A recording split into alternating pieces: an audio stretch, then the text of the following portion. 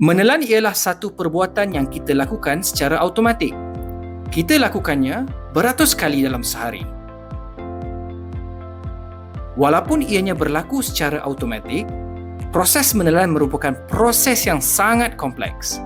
Ia melibatkan pergerakan secara sedar dan juga refleks, serta ia melibatkan lebih 30 saraf dan juga otot. Proses penelanan boleh dibahagikan kepada 4 fasa, iaitu fasa persediaan, fasa oral, fasa pharynx dan fasa esophagus. Untuk memahami apa yang berlaku dalam proses menelan yang normal dan selamat, adalah sangat penting untuk melihat proses ini dari satu fasa ke fasa yang lain. Fasa 1. Fasa persediaan oral. Proses menelan bermula sebelum minuman atau makanan masuk ke dalam mulut.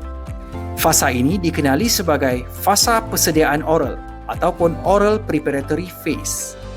Kita menggunakan deria bau, deria rasa, deria lihat untuk bersedia menerima makanan.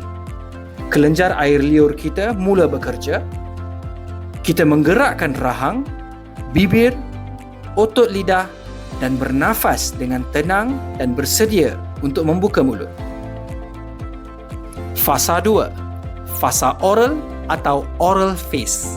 Dalam fasa ini, makanan dan minuman masuk ke dalam mulut kita. Di sini, makanan dan minuman dibentuk menjadi gumpalan yang dipanggil sebagai bolus. Makanan dipecahkan dan bercampur dengan air liur. Lidah kita menjadi watak utama dalam fasa oral, bukan sahaja untuk merasa apa yang dimakan, tetapi juga untuk mengawal pergerakan makanan. Kita menggunakan lidah untuk menggerakkan bolus dari satu bahagian ke bahagian yang lain supaya makanan dapat dikunyah dengan sempurna. Dan kita naikkan bahagian belakang lidah supaya bolus kekal berada di dalam mulut sehingga kita bersedia untuk menelan. Dalam fasa oral, kita juga menggunakan gigi, rahang dan pipi untuk mengunyah. Manakala lelangit lembut pula digunakan untuk menghalang makanan masuk ke rongga hidung. Apabila bolus sudah bersedia untuk ditelan, kita gerakkan makanan ke bahagian belakang lidah dan seterusnya ke dalam tekak, di mana pergerakan makanan ke bahagian ini akan mengaktifkan pergerakan refleks penelanan. Fasa 3. Fasa pharynx atau pharyngeal phase.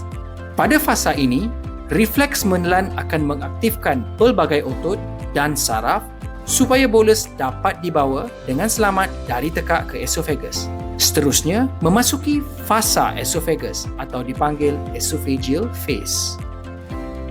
Untuk memudahkan kita memahami dengan lebih baik, terdapat 2 tiub yang berada di dalam tekak.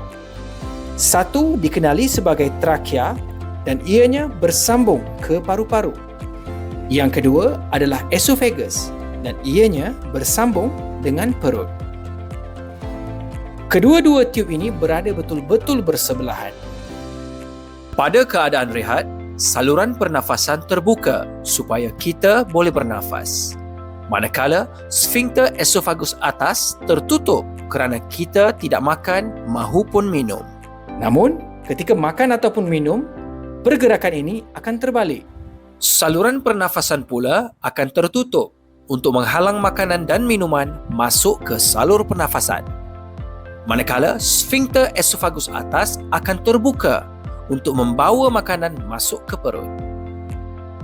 Kesemua pergerakan ini perlu berlaku dengan sempurna untuk membolehkan seorang individu makan dengan selamat serta menikmati kualiti hidup yang baik.